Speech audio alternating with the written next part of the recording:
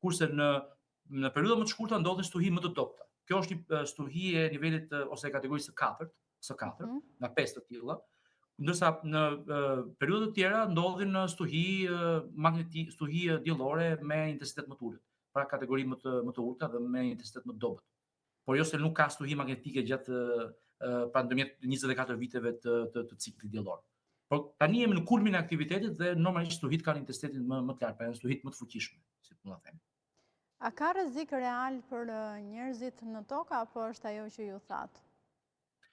Për njerëzit në tokë, për njerëzit në tokë, nëse flasim për individët, rreziku është i kufizuar, sigurisht për individët që ndodhen pranë ose njerëzit që ndodhen pranë poleve, flasim kryesisht polin e veriut, sigurisht që do hasin një rrezatim më të shtuar, por asgjë po themi vdekje prurse, ta themi kështu, asgjë letale.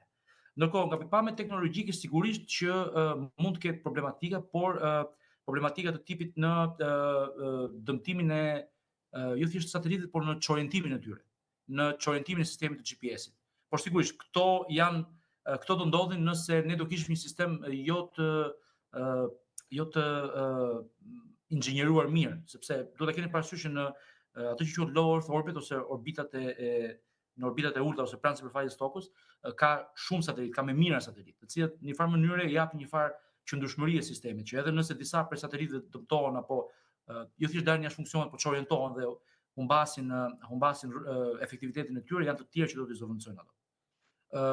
Tani normalisht ne nuk mund të flasim me siguri absolute sepse ne nuk mund të kontrollojmë asgjë nga kjo stuhi, ne thjesht do ta vërtetojmë që ajo stuhi do vi, është njësoj sikur duke vazhduar në frymën e analogjive, është njësoj sikur të shohim një stuhi, një uragan duke u zhvilluar. Ti thjesht e sheh duke u zhvilluar dhe duke evoluar, ti nuk mund ta modifikosh, nuk mund ta ndalosh, nuk mund ta devijosh. Thjesht e sheh duke kryer punën e tij në një farë mënyrë, ta themi kështu, thonjza. Kështu që edhe kjo stuhi do vi dhe ne do shohim nëse sistemi satelitor, sistemet satelitore që ne kemi ngritur do jenë në gjendje ta përballojnë atë. Është qartë. Dhe ndoshta të gjithë ata që na ndjekin në këtë momente kur ju thoni ne do presim dhe do shohim kur stuhia të vi. Kur do vi?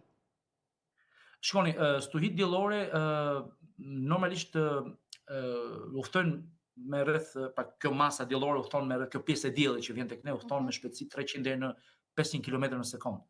Kështu që zakonisht në tokë ato vinë 1 deri në 2 ditë pasi dalin pasi shkëputen nga sipërfaqja diellore.